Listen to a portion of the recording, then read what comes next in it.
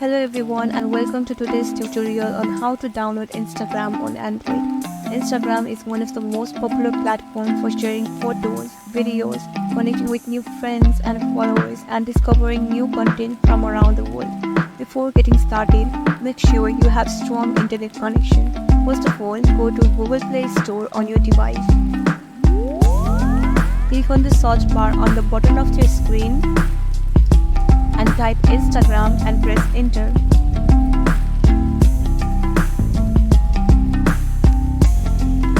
Now tap on the install button and wait for a few minutes.